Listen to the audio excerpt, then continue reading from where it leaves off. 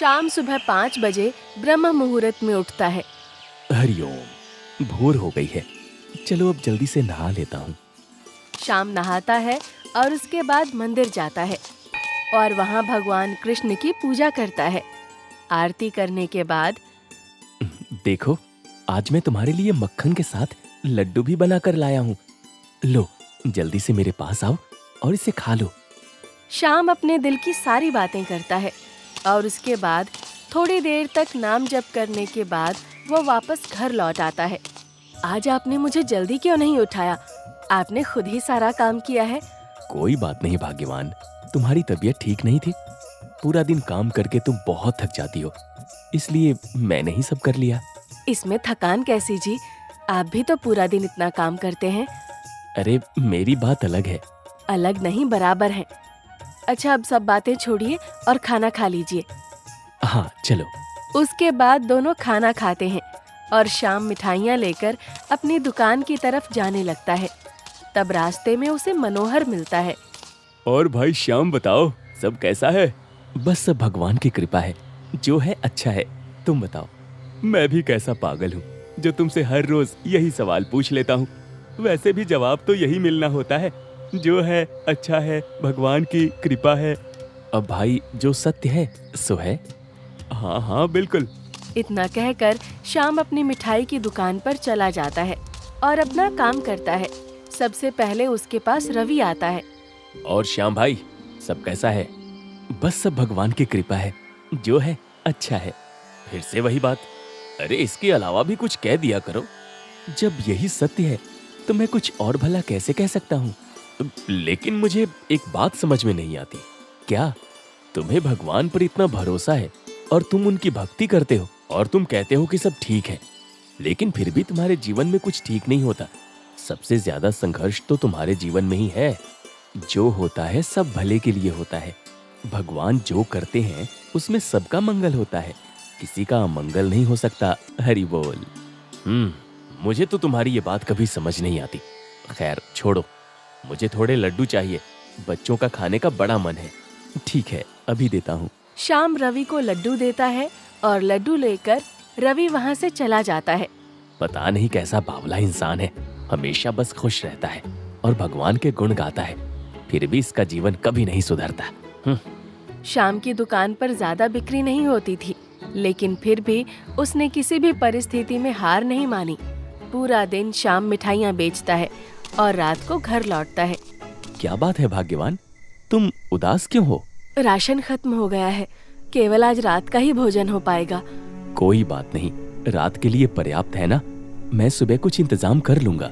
दोनों बचा खुचा खाना खाते हैं और सो जाते हैं।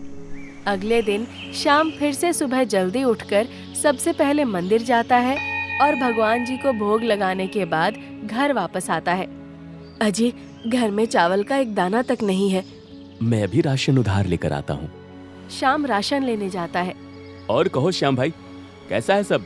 बस सब भगवान की कृपा है, जो है अच्छा है। ये तो बहुत अच्छी बात है। बताओ, राशन लेने आए हो? हाँ आया तो था, लेकिन क्या हुआ? अभी मेरे पास पैसे नहीं है। क्या तुम मुझे कुछ राशन उधार दे सकते हो? मैं तुम्हारे पैसे चुका दूंगा। हाँ हाँ, इसमें भला इतना सोचने वाली क्या बात है? तुम तो पूरे गांव के सबसे ईमानदार व्यक्ति हो, तुम्हारी सहायता करने में भला कैसा संकोच? तुम जुबान के पक्के हो। बताओ, कितना राशन दूं तुम्हें? तुम्हारा बहुत बहुत धन्यवाद। राशन लेकर शाम घर आता है। भाग्यवान, तुम कहाँ हो? देखो मैं आ गया। शाम अपनी पत्नी को पुकारता है, लेकिन उसे कोई आवाज नहीं आती। तब वो रसोई में जाकर देखता है तो उसके होश उड़ जाते हैं। उसकी पत्नी रसोई घर में बेहोश थी। वो दौड़कर उसके पास जाता है। भाग्यवान, तुम्हें क्या हो गया? अपनी आंखें खोलो। शाम उसे होश में लाने की पूरी कोशिश करता है, लेकिन कोई फायदा नहीं होता। वो जल्दी से वैद्य जी को बुलाता है। वैद्य जी सीमा की जांच करते हैं। वैद्य जी, मेरी पत्नी को क्या हुआ है? इन्हें गंभीर बीमारी हुई है, जल्दी ही उपचार शुरू करना होगा, वरना हालत खस्ता हो सकती है। नहीं वैद्य जी, आप कुछ भी कीजिए, परंतु मेरी पत्नी को बचा लीजिए। लेकिन क्या वैद्य जी? इलाज बहुत महंगा होगा, जड़ी बूटी बहुत महंगी है। कोई बात नहीं, आप उसकी चिंता मत कीजिए, मैं कैसे भी करके धनराशि का इंतजाम कर लूंगा। बस आप मेरी पत्नी का इलाज शुरू कर दीजिए। ठीक है, ये आज की कुछ दवा है, अब बाकी मैं कल से उपचार शुरू कर दूंगा। जी धन्यवाद।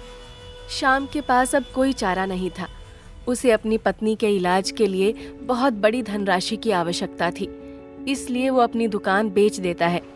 दुकान बेचने के बाद जब रवि और मनोहर उससे मिलते हैं, मुझे दुख है तुम्हारे साथ ऐसा हुआ। हाँ, बहुत से कष्ट झेलने पड़ रहे हैं तुम्हें अपने पिताजी की दुकान भी बेचनी पड़ी। इसमें दुखी होने की कोई बात नहीं है, जो है सब अच्छा है, भगवान की सब कृपा है, जरूर इसमें भी कुछ मंगल होगा। तुम भी कैसी बातें करते हो, तुम्हारा इकलौता रोजगार चला गया, तुम्हें अपने पिताजी की दुकान बेचनी पड़ी और तुम्हारी पत्नी गंभीर बीमारी से ग्रस्त है, और फिर भी तुम कहते हो कि सब अच्छा चल रहा है। तुम सच में पागल हो गए हो, जो हर चीज में तुम्हें अपना मंगल नजर आता है, तो इसमें भला इतना शोक प्रकट करने की क्या आवश्यकता है। दुख सुख तो सभी जीवन का एक हिस्सा है, परंतु हम इससे इस तरह हार नहीं मान सकते। इसके पीछे भी कुछ जरूर मंगल ही होता है। लगता है सच में तुम्हारा दिमाग सठिया गया है, पता नहीं आगे तुम्हारा क्या होगा। जो होगा अच्छा होगा, भगवान की सब कृपा ही होगी, क्योंकि मंगल भवन अमंगल हारी। इतना कहकर श्याम वहाँ से चला जाता है। सच में ये व्यक्ति पागल हो गया है। हाँ, मुझे भी लगता है। श्याम दिन भर अपनी भक्ति में डूबा रहता था। उसके जीवन में चाहे कुछ भी हो जाता, वो कभी उदास नहीं होता, बल्कि उसमें भी सदैव प्रसन्न रहता। और उसका ऐसा व्यवहार और भगवान में इतनी आस्था देखकर सभी उसे पागल समझते। मेरी वजह से ऐसा हुआ, आपको दुकान बेचनी पड़ी। इसमें निराश मत हो भाग्यवान, जो होता है अच्छे के लिए होता है, जरूर इसमें भी कुछ मंगल है। अब क्योंकि उसकी दुकान बिक गई थी, तो श्याम को एक व्यापारी के यहाँ काम मिल जाता है। अगर तुम ईमानदारी से अपना काम करोगे तो मैं तुम्हें अच्छी पगार दूंगा। जी ठीक है मालिक। श्याम को व्यापारी की हवेली पर ध्यान रखना होता था और उसकी साफ सफाई करनी होती थी। अगले कई महीनों तक श्याम की पत्नी का इलाज चलता है और वो व्यापारी के यहाँ अच्छे से अपना काम करता है। लेकिन एक दिन व्यापारी के यहाँ कुछ सोने के जवाहरात चोरी हो जाते हैं।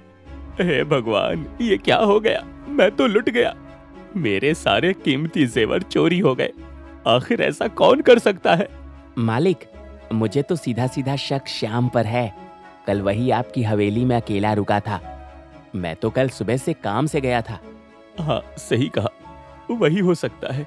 व्यापारी को श्याम पर शक होता है और राजा के सिपाही आकर उसे बंदी बना लेते हैं। तुमने ऐसा क्यों किया? मैंने कुछ नहीं किया है। झूठ मत बोलो, अभी भी वक्त है, सच बता दो, वरना अच्छा नहीं होगा। जो होगा अच्छा होगा, इसमें भी भगवान की ही कृपा है, सब मंगल होगा। ये बात सुनते ही व्यापारी का क्रोध 7वें आसमान पर पहुंच जाता है। ले जाओ इसे, इसी ने सब किया है।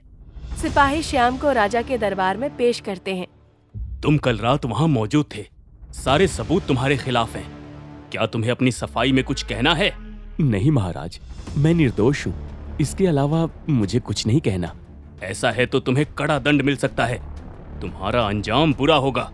जो होगा अच्छा होगा, इसमें भी भगवान की ही कृपा है, सब मंगल होगा। इस बात पर राजा भी क्रोधित हो जाते हैं और अपने सिपाहियों को आदेश देते हुए कहते हैं, जाओ इसे कारागार में डाल दो। ये व्यक्ति मूर्ख है, मैं भी देखता हूँ कारागार में रहने पर इसके साथ क्या अच्छा होता है, और बिना कुछ किए या कहे ये वहाँ से कैसे बाहर आता है। राजा के सैनिक उसे कारागार में डाल देते हैं। उसी रात जब ये बात श्याम की पत्नी को पता चलती है, तो वो उससे मिलने आती है। ये सब क्या हो रहा है? कोई बात नहीं, तुम चिंता मत करो, सब ठीक होगा। इसमें भी भगवान की कृपा है। तुम अभी कुछ दिन अपनी माँ के यहाँ चली जाओ। ठीक है जी। उसी रात व्यापारी के यहाँ चोरी करने वाला रमेश और उसके 2 साथी मंदिर में मूर्ति चुराने चले जाते हैं। हमें कोई नहीं पकड़ सकता। व्यापारी के यहाँ चोरी कर ली, अब मूर्ति चुरा लेंगे तो सब वसूल हो जाएगा। उसके बाद हमें कहीं चोरी करने की आवश्यकता ही नहीं। हाँ, तुमने सही कहा, चलो जल्दी चलते हैं। तीनों मूर्ति उठाकर वहाँ से जाने लगते हैं। पहले तो मूर्ति का वजन काफी हल्का था, लेकिन बढ़ते कदम के साथ मूर्ति का वजन बढ़ता ही जाता है। अरे ये वजन बढ़ कैसे रहा है? पता नहीं। चलो वहाँ कुएं के पास चलते हैं, थोड़ा पानी पी लेंगे, बड़ी प्यास लग गई है। हाँ हाँ, जल्दी चलो। तीनों कुएं के पास जाते हैं और मूर्ति वहाँ रख देते हैं। तब रमेश रस्सी खींचकर कुएं से पानी निकालता है, लेकिन कुएं के अंदर से जैसे किसी ने रस्सी को खींचा हो, जिसके कारण वो खुद ही कुएं में गिर जाता है। अरे ये क्या हो गया? हमें इसे बचाना होगा। चलो जल्दी करो, रस्सी खींचो। दोनों रस्सी खींचते हैं, लेकिन दोबारा ऐसा होता है। दूसरा व्यक्ति फिर से कुएं में गिर जाता है। ये सब होते हुए गांव का एक व्यक्ति देख लेता है और वो सभी गांववासियों को सहायता के लिए पुकारता है। सभी उन तीनों को बचाते हैं, लेकिन देख लेते हैं कि वो मूर्ति चोरी कर रहे थे। इसका मतलब तुम मूर्ति चुरा कर ले जा रहे थे? तुम्हारी इतनी हिम्मत! सभी गांव वाले भड़क जाते हैं और उन तीनों को पकड़कर राजा के पास ले जाते हैं। तीनों बहुत डरे हुए थे, इसलिए अपने सारे जुर्म स्वीकार कर लेते हैं। व्यापारी के यहाँ भी हमने ही चोरी की थी महाराज। सैनिकों, बंदी बना लो इन्हें। शाम अगले दिन कारागार से वापस आता है। तब उसे पता चलता है कि व्यापारी की पुरानी हवेली की छत गिर गई है। अब मैं समझा तुमने ऐसा क्यों कहा था कि सब अच्छे के लिए होता है। क्योंकि अगर तुम्हारे ऊपर इल्जाम नहीं आता तो कल रात तुम्हें यहाँ रुकना पड़ता और तुम्हारे साथ फिर कुछ भी गलत हो सकता था। लेकिन तुम कारागार में बंद थे, इसलिए तुम बच गए। तुमने सच ही कहा था कि जो कुछ होगा अच्छा होगा। इसमें भगवान की मर्जी है और सब मंगल ही होता है। बिल्कुल सही कहा आपने, जो होता है अच्छा होता है। भगवान जो करते हैं अच्छा करते हैं, क्योंकि वो मंगल भवन अमंगलहारी हैं। तुमने बिल्कुल सही कहा, लेकिन ऐसा करने के लिए सच्ची आस्था का होना बहुत जरूरी है। तुम सच में बहुत ईमानदार हो। मुझे क्षमा करना, मैं तुम पर विश्वास नहीं किया, लेकिन अब मुझे एहसास हो गया है। कोई बात नहीं, उस समय आप अपनी जगह बिल्कुल सही थे। तुमसे अधिक ईमानदार व्यक्ति पूरे गांव में नहीं है, इसलिए क्या तुम मेरे लिए काम करोगे? मैं तुम्हें 3 गुना पैसे दूंगा। ठीक है, वैसे भी जो होगा अच्छा ही होगा। सही कहा, जो होगा अच्छा होगा।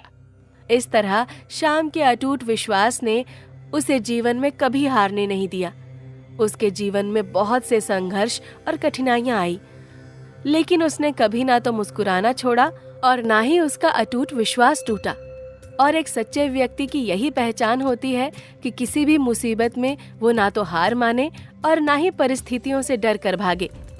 तभी वो कठिनाइयों का सामना कर सकता है और जीवन में आगे बढ़ सकता है।